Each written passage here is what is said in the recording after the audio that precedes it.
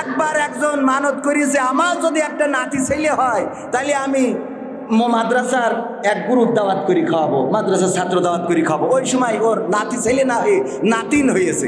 পরের বার মানত করেছে, আল্লাহ আমার যদি এইবার একটা নাতি ছেলে তুমি দাও তাইলে আমি মাদ্রাসার ছেলে পেলে খাওয়াতে চাইলাম, আল্লাহ তুমি দাওনি, এক মসজিদ লোক দাওয়াত করে খাওয়াবো। ওইবারও হয়েছে নাতিন, মানে মেয়ে কন্যা। তখন বলছে আল্লাহ তাও দিলে না। পরের বার যখন পুত্রবধূ গর্ভবতী, তখন বলছে আল্লাহ তুমি যদি এইবার নাতি ছেলেটা দাও তাইলে আমি শয়তান দাওয়াত করে খাওয়াবো। ওইবারই ওর একটা নাতি ছেলে হয়েছে। এখন চলে গেছে মেম্বারের কাছে। মেম্বার বলতেছে, মেম্বারে যেই বলছিস মেম্বার তেস মারা তো শেষ। কি তা আমি মানত করেছিলাম যে শয়তানের দাওয়াত করে খাওয়াবো আমার নাতি ছেলে হইলে। আগে মসজিদ মাদ্রাসা মানত করেছি, হয় নাই। তো এখন শয়তানের তো খুঁজে পাই না। আপনার সাথে কি পরিচয় আছে, দেখা সাক্ষাৎ আছে? কয় আমি তো কইতে পারবো না, আমি তো ছোট, আমি তো মেম্বার, চেয়ারম্যানের কাছে যাও, ওনার সাথে থাকতে পারে। তো চেয়ারম্যানের কাছে গেছে। চেয়ারম্যান কয় শয়তান খুঁজে লাভ কি, আমি কি কম শয়তান আছে, বাদ দাও। তো আমি আসলে এই ব্যাপারে ফতোয়া দিতে পারবো না, তোমরা ইমামের কোনো হুজুরের কাছে যাও। হুজুরের কাছে গেলে তো আমাদের এই হুজুরের কাছে গেছে, হুজুর বলছে শয়তানের সাথে আমারও দেখা হয়নি কোনোদিন, আমি তা চিনিও নেই। তো তবে একটা আয়াত পাইছি পবিত্র কোরআনে, সূরা বাকারায় আল্লাহ বলছেন ইয়া আইয়ুহাল্লাযীনা আমানু দুখুলু ফিস সিলমি কাফা ওয়া লা তাত্তাবিউ খুতুওয়াতিশ শাইতান ইন্নাহু লাকুম আদুউম মুবিন। আল্লাহ বলছে যে তোমরা পরিপূর্ণভাবে ইসলামে দাখিল হয়ে যাও, শয়তানের পদাঙ্ক অনুসরণ করো না, কারণ সে তোমাদের প্রকাশ্য দুশমন।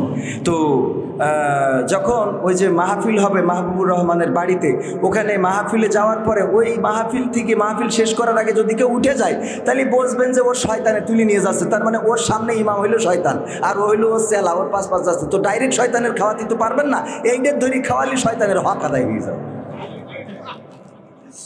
তাহলে এইবার বোঝেন যে যেটা উঠে যাচ্ছে ওর সামনে শয়তান আছে না নেই? আছে। আর যদি মুতু ধরে যায় ভিন্ন কথা, যদি এরম ধরে যায় ভিন্ন কথা। যাই হোক, তাইলে ওই কথা কি বলছিলাম, এরপরে যখন তৃতীয়বার বলে তখন 3 নম্বর বারে মনে হয় যে আমি কত অমুকের সাথে তমুকের সাথে এই মনে পড়ে আর কান্দে আর কয় তোরও মন রাখতে পারলাম না কবু। বলে না বলে না? আপনাদের কি মনে হয়? মায়েরা কত শক্ত চিন্তা করে দেখেন, বাতিলের কাছে মাথা নত করে না। গতকালকেও হামলা চালিয়ে 150 বেশি মানুষ মেরেছে তারা, 160। আমাদের মেম্বার সাহেব বলতেছেন, উনি আমার অনেক আগের বন্ধু, মালয়েশিয়াতে এক সময় ছিলাম, এইবার কয়দিন আগে বেড়াতে যেয়ে উনি যেখানে জব করতেন আমি ওই জায়গাটা দেখলাম আর মনে হলো যে অনেক আগে মাইয়া লামা ডুডু সানা, হ্যাঁ তেঙ্গো সানা রিন্ডু বাইয়া। তো ওখানে ওইটা দেখার পরে আসলে স্মৃতিতে মনে পড়ে গেল যে আমার ভাই ওখানে থাকতেন, জব করতেন। তো উনি এখন ইউনিয়ন পরিষদের একজন ওয়ার্ডের মেম্বার হয়েছেন, আলহামদুলিল্লাহ। আলহামদুলিল্লাহ বলবেন না কেন? আপনারা মনে করছেন সবাই কি ভোট না নিয়ে হয়েছে? এইটা তো ঠিক না। আরে বাবা, এইটার সব জায়গায় সব কিছু মনে করতে হয়। তো এই জন্যে উনি আলহামদুলিল্লাহ নির্বাচিত। আর মানুষ ভালো, ভালো মানুষ নির্বাচিত হইলে কোনো সমস্যা আছে? মানে নির্বাচনে যেহেতু যারা যায়নি ওরা তো যায়নি, তো ওকে নিয়ে মাথা ঘামাই লাভ কি? যারা গেছে তাদের মধ্যে ভালো লোকটাই আসুক, এটা তো চাইবো নাকি? এটা চাইলে তো আর দোষ নেই। হ্যাঁ, আমার পরিচালক বলছে ঠিক আছে, তাহলে ঠিক আছে। আমার যুবকেরা দাঁড়ানো, আমি যেখানে যাই যুবকেরা কিছু দাঁড়াই থাকে, কারণ ওরা দাঁড়ায় থাকে চলে যায় না, ওদের এনার্জি বেশি। আর আপনাদের এখানে তো এনার্জি বেশি দেখলাম, খানিক আগে পিটো শুরু করতেছে। এনার্জি আছে না নাই? আরও যখন এনার্জি ড্রিঙ্ক খাই তখন তো আর একটু পাওয়ার বাড়ে। তো এই জন্যে বলবো যে আমার যুবকেরা, আমি গতকালকে আল্লাহ মাফ করুন এক সময় ওয়াজ শুনতে যেয়ে যখন বক্তারা বলতো যে আমি আসলে খুবই ক্লান্ত, খুবই টায়ার্ড, মাহফিল করতে করতে অসুস্থ হয়ে পড়েছি, অনেক কষ্ট করে আজকে এখানে আসলাম। আমরা সামনে বসে থেকে মনে কথা তোমার আসতে কইস কিনা, আইসিতে কাহিনী কও, কষ্ট, ক্লান্ত, টায়ার্ড, এই মনে করতাম। আরে আল্লাহ, এখন চাইলেও এই কথা বলা লাগে, না চাইলেও বলা লাগে, বের হয়ে যায়। গতকালকে মাহফিল করেছি লালমনিরহাট, আমার সফর সঙ্গী সাক্ষী। 10 হাত দূরেও গাড়িতে কিছুই দেখা যায় না, কুয়াশা। বললাম যে পুকুরের মধ্যে চলে গেলি বললেন। তাছাড়া তো মানে আবার আমার হেল্পার খুব ভালো, ওই এক হেল্পার ছিল, ট্রাক খুব একটা চিকন রাস্তা দিয়ে যাচ্ছে, তো যাওয়ার সময় মানে বলছেন নেই মেয়ে একদিন কমনে দেবো তো চিকন রাস্তা খালি কয় উস্তাদ ডাইনে রাখেন ডাইনে, যেই ডাইনে দেয় ডাইনে খানার মধ্যে চলে যায়, কয় উস্তাদ বামে বামে বামে, কয় আবার বামে দিলি এই খানার মধ্যে যায়, এই ডাইনে ডাইনে উস্তাদ ডাইনে, এবার ওই খানার মধ্যে, এবার এই করতে করতে খানার মধ্যে যাই চলে গেছে, বলছে উস্তাদ যেমনে ভালো সেমনে রাখেন। খানার মধ্যে চলে যাওয়ার পরে কয় যেমনে ভালো সেমনে রেখে দেন, সহ্য না করি পারা যায়? হ্যাঁ, তো এই জন্যই এখন আমি ওর বললাম যে তুমি ও দেখে এরম করে তাকায় দেখছে, মানে আমি তো দেখছি এখন ওর আমার চশমাতে না দেখলি হয় না, আর ও হইলো কানা, বুঝেননি? মানে আমি চোখি দেখি না আর ও হইলো অন্ধ, কি অবস্থা। যাই হোক, তো যুবকেরা একটু বসা যাবে না শোনারা আমার? আল্লাহ রাসূল সাল্লাল্লাহু আলাইহি সাল্লাম যখন কোনো মাজলিসে আলোচনা করতেন তখন যুবকেরা আসলে রাসূল গায়ের চাদরটা চেলে দিতেন যদি বসার কোনো জায়গা না থাকতো, কিংবা যদি বসার জন্য কোনো বিছানা না থাকতো, তো যদি প্রয়োজন হয় আমার চাদরটা চেলে দিতে আপত্তি নাই, কারণ রাসূল সাল্লাল্লাহু আলাইহি সাল্লামের সুন্নাত এটা। তো আমার যুবকেরা বসবে, এটা আমি বিশ্বাস করি, এবং আমার যুবকেরা আমাকে ভালোবাসে আমি জানি, আর যুবকদের দিয়ে এই সমাজের পরিবর্তন আসা সম্ভব, বলেন ঠিক কিনা? যারা বৃদ্ধ হয়ে গেছে তারা চাইলেও এখন আগের মতো এনার্জি পায় না, রাজপথে যে লড়াই করবে, যে বাতিল ধরো বাতিল মারো বাতিল ধরিতে নাস্তা করো, এটা কইতে পারবে না। হয়তো এটা বলতে পারবে যে হুজুর ধরো হুজুর মারো হুজুর ধরে নাস্তা করো, কারণ এটা করলে ওর বাধা দেওয়ার কেউ নেই, খেলা হবে, কে ওর বাধা দেওয়ার কেউ আছে? হুজুর মারতে চালি কোনো সমস্যা নেই, কিন্তু অন্য জায়গায় করলি কাঠি থাকবে না। কলাম সত্য না মিথ্যা? কথা বলবো একদম অল্প সময়, 1 ঘন্টা থাকবেন ইনশাআল্লাহ। কষ্ট হবে বাজান, কষ্ট হবে একটু, ঠান্ডার সময় কষ্ট না হওয়া কিছু না। তবে আমরা এই যে ঠান্ডায়ও এখানে আসতে পেরেছি, বসতে পেরেছি, আল্লাহর শুকরিয়া। অসংখ্য কবরবাসী কবরে যাদের আর ক্ষমতা নেই এখানে এসে বসার, ঠিক কিনা? অনেক বৃদ্ধ মানুষ আছে বাড়িতে যাদের ক্ষমতা নেই এখানে এসে বসা, অনেক অসুস্থ মানুষ আছে হাসপাতালে যারা চাইলেও এখানে এসে বসতে পারবে না, অনেকেই আছে প্যারালাইজড হয়ে একটা অঙ্গ বা একটা সাইড বিকলাঙ্গ হয়ে গেছে, চাইলেও আর মাহফিলে এসে বসতে পারবে। আল্লাহ আমাদেরকে সুস্থ রেখেছেন, এখানে এনেছেন, সুতরাং এই জায়গাটা আমরা এই মাহফিলটা শেষ করে যাব ইনশাআল্লাহ। রাজি আছেন সবাই? রাজি আছেন? ইন্নাল হামদালিল্লাহি নাহমাদুহু ওয়া নাস্তাঈনুহু ওয়া নাস্তাগফিরুহু ওয়া নু'মিনু বিহি ওয়া নাতাওয়াক্কালু আলাইহি ওয়া নাউযু বিল্লাহি মিন শুরুরি আনফুসিনা ওয়া মিন সাইয়্যাতি আ'মালিনা মান ইয়াহদিহিল্লাহু ফালা মুদিল্লা লাহু ওয়া মান ইউদ্লিলহু ফালা হাদিয়া লাহু ওয়া নাশহাদু আল্লা ইলাহা ইল্লাল্লাহু ওয়া নাশহাদু আন্না সাইয়্যিদানা মুহাম্মাদান আবদুহু ওয়া রাসূলুহু আল্লাযী আরসালাহু বিল হাক্কি বাশীরান ওয়া নাযীরান ওয়া দা'iয়ান ইলাল্লাহি বিইذনিহি ওয়া সিরাজাম মুনীরা ফাকাদ ক্বালা আল্লাহু তাআলা ফি কালামিহিল মাজিদ ওয়ালফুরকানিহিল হামিদ। সবাই পড়েন আউযু বিল্লাহি মিনাশ শাইতানির রাজিম বিসমিল্লাহির রাহমানির রাহিম واعتصموا بحبل الله جميعا ولا تفرقوا وقال الله تعالى في شان حبيبه إن الله وملائكته يصلون على النبي يا أيها الذين آمنوا صلوا عليه وسلموا تسليما اللهم صل على سيدنا مولانا محمد وعلى آل سيدنا নবীর নামে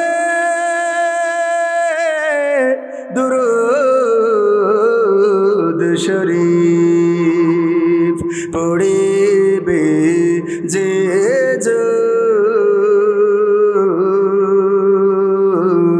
তার জন্য যে হারাম হবে জাহান্নামের আগুন। আল্লাহুম্মা সাল্লি আলা সাইয়্যিদিনা মাওলানা মুহাম্মদ।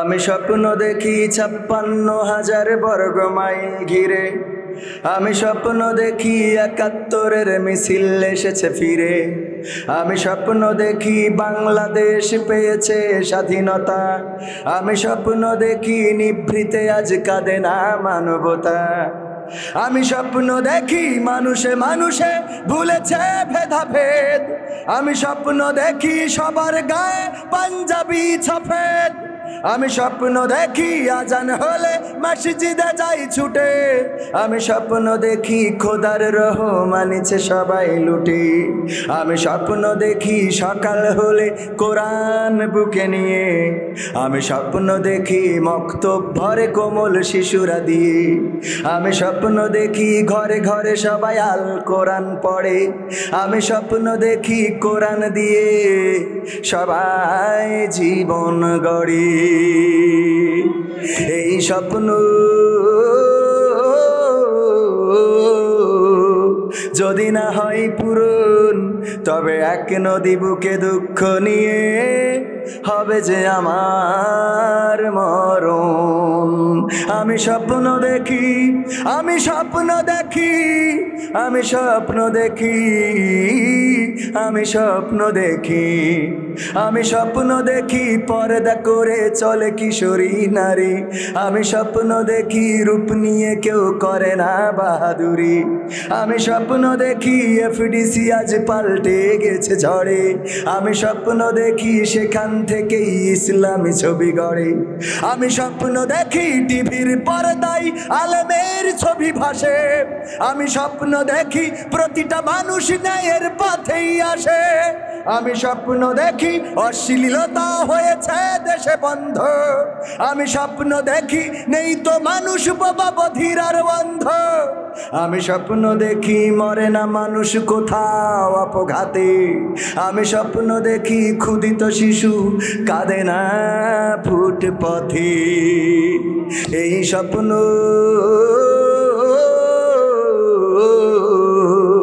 যদি না হয় পূরণ, তবে এক পাহাড় বুকে দুঃখ নিয়ে হবে যে আমার মরণ।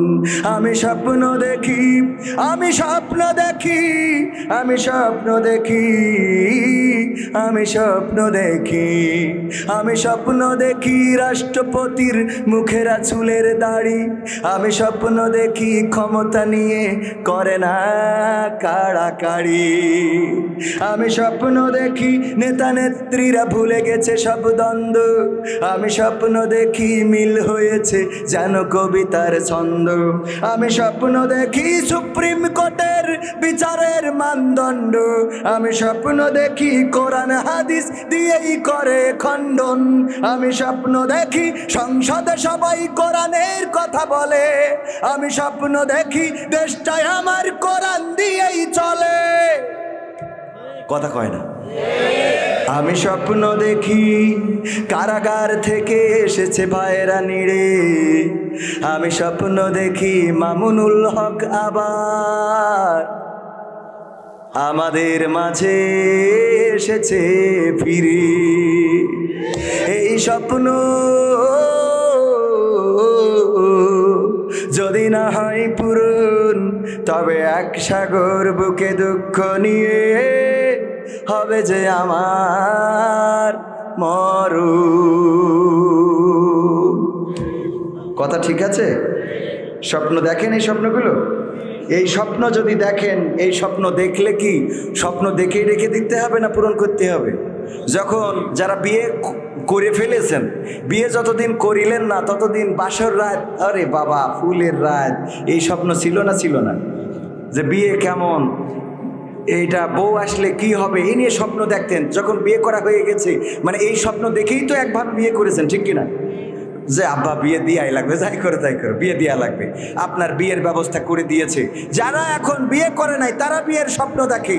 যারা এই যে নেতা, আমার মেম্বার হওয়ার আগে স্বপ্ন দেখতো যে ভোটে পাশ করবে, মেম্বার হবে, একদিন কাউন্সিলে চেয়ারে বসবে, তারপরে সেখানে ডিম নিয়ে নাকি একজন স্বপ্ন দেখছিল যে বিশাল বিল্ডিং বানাবে, মাথার উপরে ছিল কি ডিম। এই ডিম কি করবে, ডিম থেকে বাচ্চা ফুটাবে, মুরগি উঠবে, সেই মুরগি বেচবে, ছাগল কিনবে, ছাগল বেচে গরু কিনবে, গরু বেচে উট কিনবে, উট বেচে হাতি কিনবে, তাই বেচে ঘর বানাবে, ব্যবসা করবে, এই করবে তাই করবে, অনেক কর্মচারী থাকবে। উড়াইশি বলবে স্যার কেমন আছেন, আমি বলবো এই এখন সর, এই বলিছে মাথাতে ডিম পড়ে গেছে, ভেঙে গেছে, শেষ।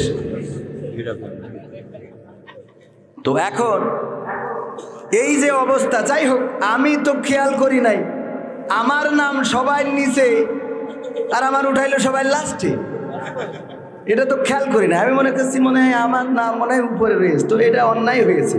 প্রধান বক্তা যিনি, প্রধান মুফাসসির যিনি, আন্তর্জাতিক খ্যাতিসম্পন্ন মুফাসসির, উনাকে আমার আগে দেয়া এটা মাহফিলের ইজ্জতকে ক্ষুণ্ণ করা আমি মনে করি। আপনাদের কি মনে হয়? এটা অবশ্যই ইজ্জতকে ক্ষুণ্ণ করা, এটা করবেন না। আমি তো পোস্টার দেখি নাই, লিফলেট দেখি নাই, দেখলে আমি কখনোই এটা করতে দিতাম না। তো আমি ক্ষমা চেয়ে নিচ্ছি যে আমাকে এই দেওয়ার জন্য। যাই হোক, আজকের এই তাফসিরুল কোরআন মাহফিলের সভাপতিত্ব করছেন জনাব হযরত মাওলানা হাফেজ আব্দুল আজিজ সাহেব, মুহতামিম সুবর্ণখালী হাফেজিয়া মাদ্রাসা। এছাড়া আমার আগে আলোচনা করেছেন হযরত মাওলানা রবিউল ইসলাম বিন ওয়াহেদ, ইমাম শারশাহ, মুফতি আব্দুল্লাহ আল মামুন নিজামী গোপালগঞ্জ, এবং হযরত মাওলানা আবুল হায়াত সাহেব সাতক্ষীরা। আরও গণ্যমান্য ব্যক্তিবর্গ আছেন, মেম্বার আছেন, আরও অনেকেই আছে এখানে যাদের পায়ের জুতা বহন করার যোগ্যতা নাই। সামনে উপবিষ্ট দিনদার ইমানদার মুসলমান ভাই ও বাবাজিরা, পর্দার অন্তরালে রত্নাগর্ভা মা এবং বোনেরা, সবাইকে অন্তরস্থল থেকে সালাম জানাচ্ছি, আসসালামু আলাইকুম রহমতুল্লাহ। কষ্ট হচ্ছে বাজান? কষ্ট নেওয়া যাবে না, কারণ কষ্ট করেন না বলেই আজকে বাতিলেরা আমাদের মাথার উপরে ক্যারাম বোর্ড খেলা শুরু করে দিয়েছে, বলেন ঠিক কিনা? কষ্ট করতে আমাদের ইচ্ছা হয় না বলেই আমরা একটা অন্ধকার সমাজে চলে এসেছি, যেই সমাজটা পরিবর্তন করা আমাদের জন্য দুঃসাধ্য হয়ে দাঁড়িয়েছে, বলেন ঠিক কিনা? আগের সময়, যে সময় আপনারা ছিলেন মুরব্বীরা, মুরব্বীদের সামনে বিড়ি খাইতে গেলে সেই বিড়িটা কোথায় লুকাবেন, দেখা যাচ্ছে পাঞ্জাবির পকেটের মধ্যে ঢুকাই ফেলিয়েছেন, পাঞ্জাবির পকেট পুড়ে নিচেই পড়ে গেছে মুরব্বীদের সম্মানে। আর এখনকার তরুণরা মুরব্বীদের 4 আনাও দাম দেয় না, বলেন ঠিক কিনা? এই সমাজটা কেন আসলো, কাদের জন্য আসলো? আমরা ব্যর্থ, কারণ আমরা আমাদের সন্তানদের যে শিক্ষা দেওয়া দরকার সেই শিক্ষা দিতে ব্যর্থ হয়েছি, বলেন ঠিক কিনা? আমরা চোখের সামনে অন্যায় দেখি, কিন্তু সেই অন্যায়কে প্রতিরোধ করা প্রয়োজন মনে করি না। আমরা মনে করি এটা ওদের কাজ। টিরাকার নৌকা মারামারি বাজাইছে, জামাত ইসলাম বগল বাজায়, কথা কয় না, ঠিক না বে ঠিক? আবার জামাত আর কওমিয়া যখন মারামারি করে বিএনপিরা বগল বাজায়, আবার বিএনপি আর ওই বিএনএম হয়েছে না নতুন, এরা যখন গোলমাল করে তখন আবার অন্য দলেরা বগল বাজায়, আছে না নাই? এই বগল বাজাবাজি করতে যেয়ে যে দেশের দেশ মারা হয়ে যাচ্ছে, এইটার খবর কেউ রাখে? এই জন্যে দেশের আর দেশ মারা হতে দেয়া যাবে না। যেখানে অন্যায়, যেখানে অপরাধ, সেখানে বাধা দিয়ে প্রতিবাদ এবং প্রতিরোধ করার দরকার আছে না নাই? মেম্বার হয়েছে বলেই রাস্তাঘাটের টাকা আসবে, ওইটা মেরি খাবে আর পাকা রাস্তা তুলে সলিং বানাই দেবে, এটা আমরা মানতে পারি? কথা কয় না, কথা কইলে কিছু গায়ে লাগতেই পারে, আমার কিছু করার নেই। গত পরশুদিন কুমিল্লাতে আলোচনার সময় বললাম, আল্লাহ রাব্বুল আলামিন সূরা তাহা 20 নম্বর সূরার 55 নম্বর আয়াতে বলেছেন, মিনহা খলাকনাকুম, সবাই পড়েন, মিনহা খলাকনাকুম ওয়া ফিহা নুঈদুকুম ওয়া মিনহা নুখরিজুকুম তারাতান উখরা। আমরা পড়ি না? কখন পড়ি? যখন কাউকে কবরে নামাতে যাই তখন আমরা এই আয়াতটা পড়ি। আয়াতটার অর্থ কি জানেন নাকি? অনেকেই জানেন না, না জেনেও পড়েন, অনেকেই বোঝেন না, না বুঝেও পড়েন। অসুবিধা নেই, যারা জানেন তারা তো জানেন, যারা জানেন না তাদের জন্য বলি। আয়াতটার অর্থ হলো, আমরা ওই মানুষটাকে বলি, ওগো মানুষ, তোমাকে এই মাটি থেকে সৃষ্টি করা হয়েছিল, আবার তোমাকে এই মাটির মধ্যে ঢুকিয়ে দেওয়া হচ্ছে, আবার একদিন তোমাকে এই মাটি থেকে জীবন্ত করে উঠানো হবে। এই কথা বলে তাকে কবরে রেখে দিই। ওগো আমার ভাইয়েরা, উনার এই কথা বলার মধ্যে উনার কোনো ফায়দা আছে নাকি? কথা কয় না। উনার কি কোনো ফায়দা আছে? ধরেন আপনি একজন আগুনে পুড়ে যাচ্ছে, পুড়েছে, আপনি তারে বলতেছেন যে আগুনে ঝাঁপ দিলি বলো পুড়বা, ও তো ঝাঁপ দিয়ে পড়ছে অলরেডি, ওর বলি লাভ কি? যে মাটির মধ্যে চলে গেল সে তো চলেই গেছে, ওর যতই আপনি বলেন, যতই বুঝান, ও তো কবরে চলেই গেল, ওর তো খেলা ফাইনাল। বরং দুনিয়ার পরে যারা আছে এদের সচেতন হওয়ার দরকার, বলেন ঠিক কিনা? আমার কথা কি বুঝতে পারিছেন? ওই বেনাপোল এক্সপ্রেস, ওখানে আগুন ধরাইলো ঢাকাতে, মানুষ পুড়ে মারা গেল। আমাদের একজন ভাই, আমাদেরই দেশের নাগরিক, আমাদের কারো আত্মীয়, কারো বাবা, কারো সন্তান, কারো ভাই, কারো আপনজন যখন আগুনের লেলিহান শিকায় পুড়তে থাকলো, জানলা দিয়ে বের করার জন্য গেল। আপনারা অনেকেই দেখেছেন, কলিজাটা ফেটে যায়। আহারে, কেমন দেশে বসবাস করছি যেখানে মানুষের জানের নিরাপত্তা নাই। রাজনীতিকে উত্তপ্ত করার জন্যে, রাজনৈতিক পরিস্থিতিকে গরম করার জন্যে ট্রেনের মধ্যে কোনো না কোনো দল আগুন দিয়ে দিল, আর সেই আগুনে বনি আদম সন্তান দাও দাও করে লেলিহান শিখায় পুড়তে লাগলো। সন্তান পুড়ে মারা গেছে, স্ত্রী পুড়ে মারা গেছে। যখন তাকে টেনে বের করছে, বের হতে চাইলো না, বলল বের হব না। যেই আগুনে আমার স্ত্রী পুড়ে মারা গেছে, যেই আগুনে আমার সন্তান পুড়ে মারা গেছে, এই আগুন থেকে আমি বেঁচে কাদেরকে নিয়ে বাঁচবো, কাদের নিয়ে দুনিয়ায় থাকবো, এই জন্য সেও পুড়ে মারা গেছে। ওগো আমার ভাইয়েরা, এই ট্রেনে যখন এখন থেকে যদি কেউ চড়ে, তাইলে অনেকেই বলবে যে চড়ো যা করো, একটু দরজার কাছাকাছি সিট নেওয়ার চেষ্টা করো, বলবে না? বলবে না? কথা কয় না। সাবধান করবে না? করবে না? সাবধান করে দিবে। কারণ যে পুড়ে মারা গেছো তো গেছেই, ও মারা যাওয়ার পরে যেই যদি বলেন যে ট্রেনে জানলার কাছে বসবা, ও কি পারবে? কথা কয় না। ও তো আর পারবে না, কারণ ওর তো খেলা শেষ, চলে গেল জীবনের তরে, রাজনীতির বলির শিকার হলো। ওটা নিয়ে আমার কোনো বক্তব্য নেই। আমার কথাটা বোঝানোর জন্যে, যেই ব্যক্তিটা মারা গেল, ওই ব্যক্তিকে যতই বলেন তোমাকে মাটি থেকে সৃষ্টি করা হয়েছে, আবার মাটির মধ্যে ঢুকানো হলো, আবার একদিন মাটি থেকে জীবন্ত করে উঠানো হবে, এই কথা, এই ওয়াজ ওর শুনে কোনো লাভ নেই। আর সবচেয়ে বড় কথা হলো, এই আয়াতটা ওই মরা মানসির জন্য নাজিল হয় নাই। নাজিল হয়েছে কাদের জন্যে? জেতা মানুষের জন্য। শুধু জেতা মানুষের জন্য নয়, আয়াতটা নাজিল হয়েছে সবচেয়ে ক্ষমতাধর, মিশরের ক্ষমতাধর ছিলেন। আমাদের দেশের ক্ষমতাধর তো শুধুমাত্র চেয়ারটা আঁকড়ে ধরেছে, আর আমেরিকার ক্ষমতাধর সে আমেরিকার চেয়ারটা আঁকড়ে ধরেছি।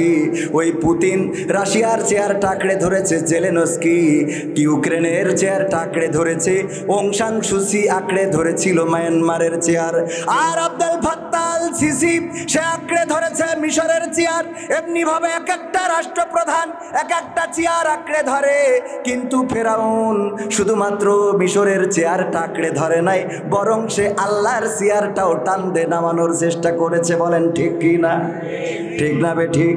এই মানুষটাকে সোজা করার জন্য আল্লাহ রাব্বুল আলামিন মুসাকে বললেন, ইযহাব ইলা ফিরআউনা ইন্নাহু তাগা, যাও ফিরআউনের কাছে। সে তাগুতের পথ অনুসরণ করেছে, এবং তাকে যে বুঝাও, তাকে ভালোর পথে আসতে বলো, তাকে আলোর পথে আসতে বলো। যদি সে তোমার কথা না শুনতে চায়, তাহলে তুমি তারে বুঝাবা। সূরা তহা, কোরআনের 20 নম্বর সূরা, আর এই আয়াতগুলো যদি পড়েন, দেখবেন কত সুন্দর করে আল্লাহ রাব্বুল আলামিন মুসা আলাইহিস সালামকে শিখাইয়ে দিয়েছে কিভাবে মুসার ফিরাউনের সাথে কথা বলতে হবে। ফিরাউনকে যে বলবা, ওগো ফিরাউন, সুন্দর নরম করে বলবা, ওগো ফিরাউন, তোমাকে এই মাটি থেকে সৃষ্টি করা হয়েছে, আবার তোমাকে এই মাটির মধ্যে ঢুকিয়ে দেওয়া হচ্ছে, আবার একদিন তোমাকে এই মাটি থেকে জীবন্ত করে উঠানো হবে। সুতরাং তুমি আল্লাহর চেয়ারটা নিয়ে আর টানাটানি করো না, তুমি ফিরে আসো, আল্লাহর পথে ফিরে আসো, আমাকে নবী হিসেবে মেনে নাও, আল্লাহর বান্দা হিসেবে নিজের মাথাটা নত করে দাও। এই আয়াতটা নাজিল হয়েছে ফেরাউনকে বলার জন্যে, আর আমরা এইটা বলি মরা মানসির কাছে যে, ঠিক না বে ঠিক? অথচ এটা বলতে হবে মেম্বারের কাছে। মেম্বার সাহেব, আপনি তিরানের চাইল যে আপনার গুদাম ঘরে ঢুকালেন, আপনার কি মনে হয় না মিনহা খলাকনাকুম ওয়া ফিহা নুঈদুকুম ওয়া মিনহা নুখরিজুকুম তারাতান উখরা? এই মাটি থেকে এসেছেন, আবার মাটিতে যাবেন, আবার জীবন্ত করে উঠাবে। মেম্বারের যে এই ওয়াজ শুনাইনো লাগবে, চেয়ারম্যানের যে এই ওয়াজ শুনাইনো লাগবে, এমপির যে এই ওয়াজ শুনাইনো লাগবে, প্রধানমন্ত্রীরও এই ওয়াজ শুনাইনোর দরকার আছে না না? কিন্তু আমরা তা না শোনায়া আমার গ্রামের যে সুদখোর, সবচেয়ে বড় যে সুদখোর, তার কাছে যে এই ওয়াজটা শোনানো লাগবে।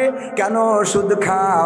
এই কথাটা বলতে চাইলাম। কুমিল্লা তিতাসে মাহফিল, কুমিল্লা এই যে কি থানা যেন, সেখানে মাহফিল করলাম। মাহফিল করার সময় যখন বললাম গ্রামের সবচেয়ে বড় যে সুদখোর, তার কাছে যে এই ওয়াজ শুনাইনো লাগবে, তাইলে বোঝা যাবে যে আপনি সঠিক দাওয়াতি কাজ করতেছেন। সভাপতি উঠে চলে গেছে রে।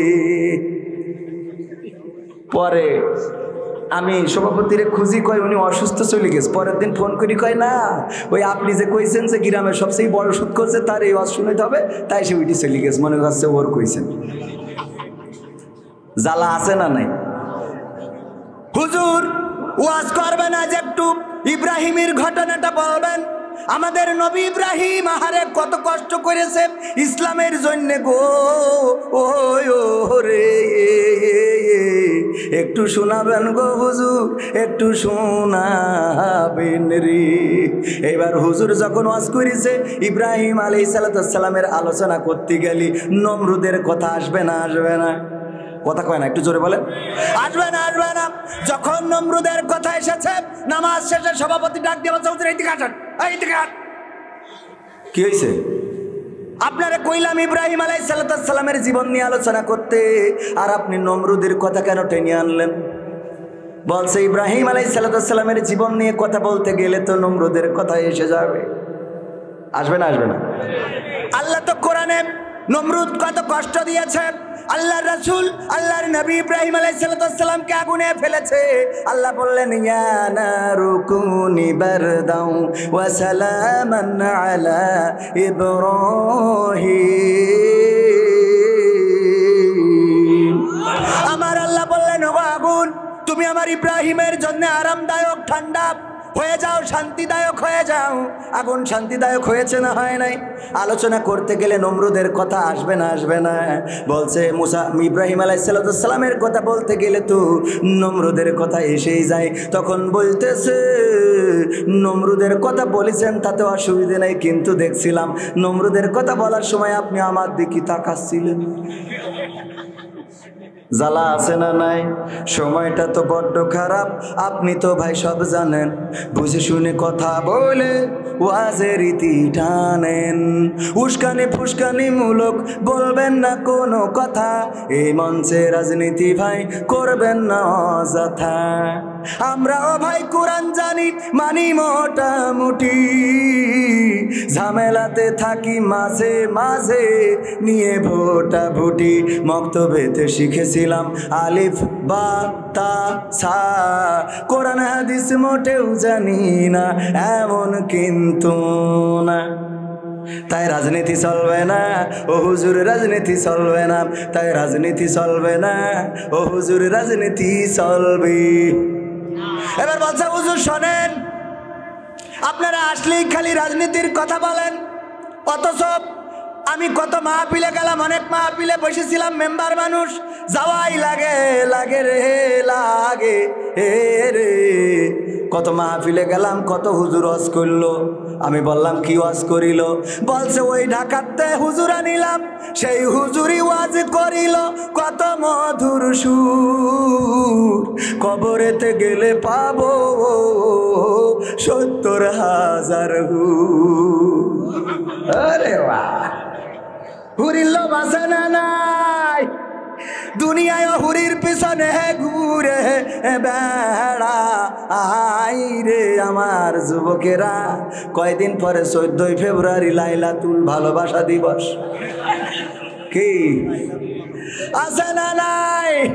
লাইলাতুল ভ্যালেন্টাইন্স ডে, ওই দিন গদ খালিতে জাগা হয় না রে।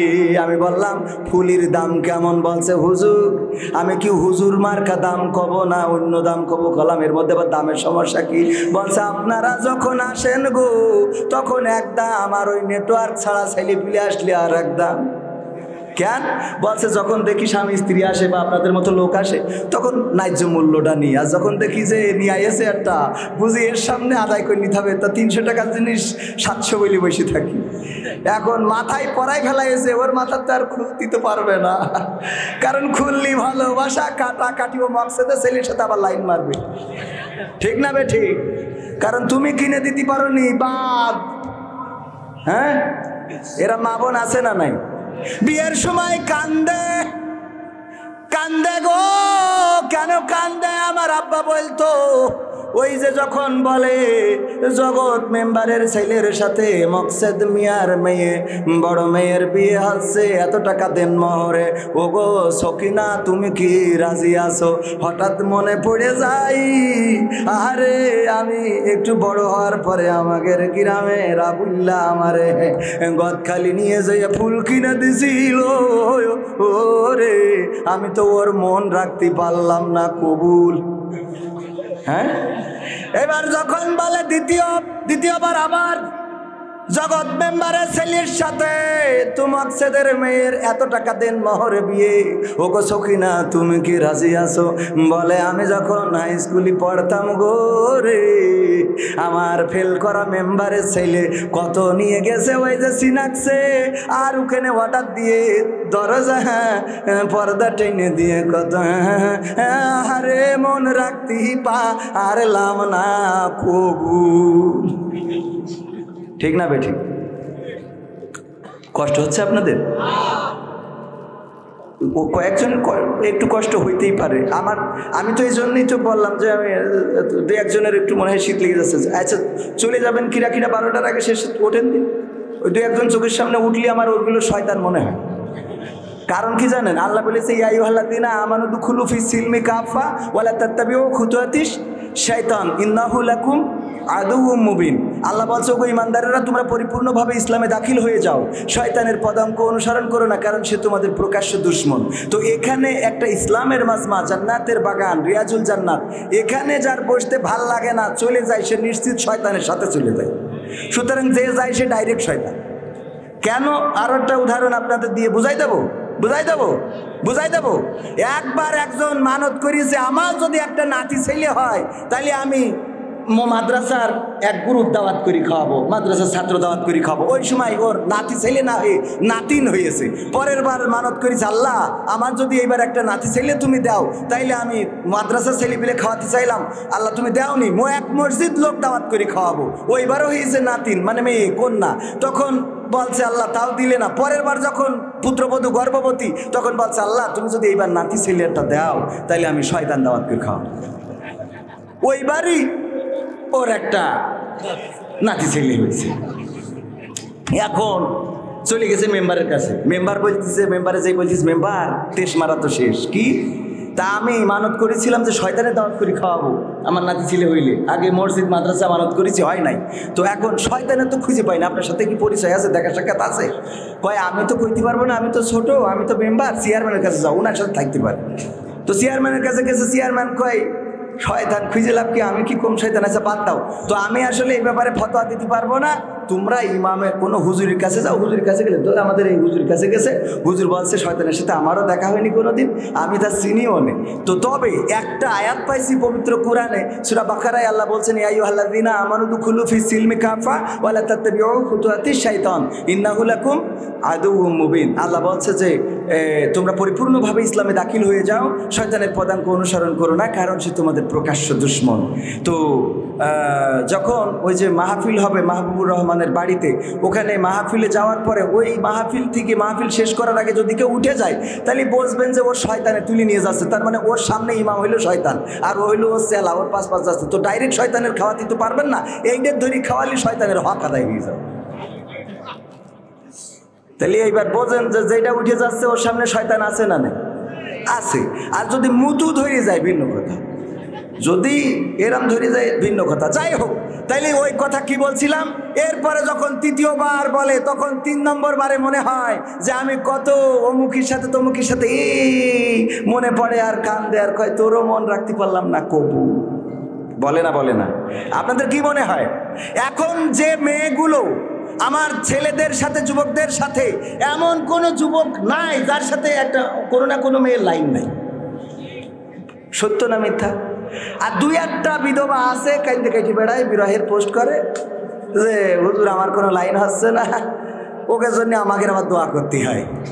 আর আমাকে দোয়ায় যে খুব ভালো কাজ হয় না, এটা হলো ওই যে আমি সাতক্ষীরায় আমার এক ভাই বিয়ের জন্য দোয়া চেয়েছে, দোয়া করতেছি, হওয়া বিয়ে ভেঙে গেছে। এরপরে আবার 100 টাকা দিয়ে দোয়া ছিল, দোয়া করে দিলাম, বলে মানে যাক জোড়াতালিতে বিয়েটা হইলো, সে বউটা চলে গেছে। কালকে সাতক্ষীরায় যাব, বারবার ফোন দেয়, প্রতিদিন একবার করে ফোন দেয় যে ভাই আপনি এসে আবার একটু দোয়া করে দিন, আবার বিয়ে হয় কি না। বাগেরহাটে গেলাম, বলছে যে হুজুর হাসপাতালের জন্য একটু দোয়া করে দেন, 1000 টাকা দেশ মাহফিল। দোয়া করে দিছি হাসপাতালের জন্য যে আল্লাহ এই এলাকায় যত মানুষ আছে সব রুগী বানাই দেন, তা না হলে হাসপাতালের ইনকাম হবে কি করে। ওমা পরের দিন দেখি আমার মেসেজ দিয়েছে, হুজুর দোয়া করলেন কি আর হইলো কি? করলাম কেন? বলছে যে আজকে পুলিশ এসে আমাকে 1 লাখ টাকা জরিমানা করে ঠিক আছে। তো বেকায়দা না? তো এই জন্যই যাই হোক, মাঝে মাঝে আবার 2-1টা দোয়া কবুলও হয়। পাবনায় গেলাম, বলতেছে হুজুর আপনি একটু বেশি করে খান। কলাম কেন? দেশে বেশি করি, বলছে একটু বেশি করি। বলছে যে আপনি গতবার এসে আমার দোয়া করে দিলেন, 15 বছর ধরে আমার সন্তান হয়নি, গতবার মাহফিলে আপনার কাছে দোয়া চাইলাম, এই বছর আমি আব্বা হয়ে গেছি, আমার যে কি ভালো লাগছে হুজুর। তাই বলছে ভাই আমার দোয়াই হয়নি, কই লাভ নেই, ওই সামনে আরো অনেক হুজুর ছিল, আমি তাকে নিয়ে আর দোয়া করেছি, কার দোয়া আল্লাহ কবুল করিয়েছে এটা আমি, কারণ এক হুজুরের কাছে যাই তো মানসি গ্রামে এক হুজুর এইছে এরম না মাদ্রাসায় পড়ানোর জন্য, তো হুজুরি যাই বলছে হুজুর বৃষ্টি তো হচ্ছে না, আমি তো পাটের বীজ বুনেছি, চারা হচ্ছে না, তো আমার একটু ওই দোয়া করে দেন যেন পাটের ক্ষেত্রে আল্লাহ একটু বৃষ্টি দেয়। তো হুজুর মনে করছে আমার দোয়া আছে জোর, তা তো জানি, বলছে ক্ষেত কোনটা, তো দেখাই দিয়েছে। পরে রাত্রি ছাত্রকে সব উঠে নিয়ে যে এক পুকুরতে কলসি করি ওই ভুই ভিজতে আইছে। তো ভিজতে আসলি পরের দিন সকালে মানসি যেই দেখে যে পাট ক্ষেত উনার একজনের ভিজে আর সব শুকনো, কয় তোর এটা ভিজে আমাকে তা শুকনো কেন? কয় আমি ওই হুজুরির কাছে দোয়া চাইছিলাম। বলছে হুজুরির আমার বউ তো মুরগি জবাই করি গিলে পুন্টি তারপরে যা কিছু আছে এগুলো সব তো হুজুরির খাওয়ায়।